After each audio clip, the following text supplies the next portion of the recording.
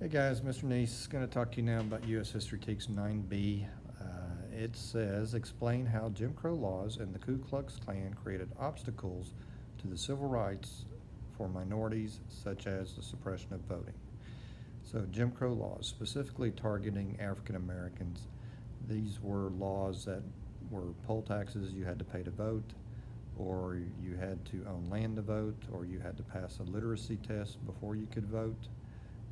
Targeting specifically poor, lower socioeconomic groups, to exclude the whites, so the poor, lower socioeconomic whites, they could get out with a grandfather clause, that if their grandfather, had land or something along those lines, and then they could still vote. So it was specifically targeting minorities, and especially African Americans.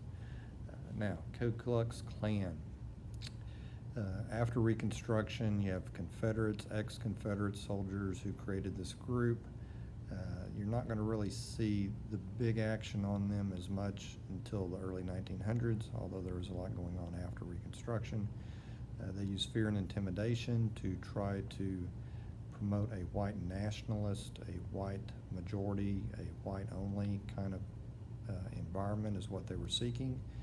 They would do this through fear and intimidation. It could be burning crosses. It could be lynching or hanging minorities, specifically African Americans. And you also will see them trying to get people into office, whether they be sympathetic to them or they be part of the KKK. They did a lot of efforts in politics to try to make sure the people that thought like them or were them were into the political spectrum, allowing them to make the laws that would further help preserve segregation. So that's KKK and Jim Crow laws as described in 9B. So hopefully that helps.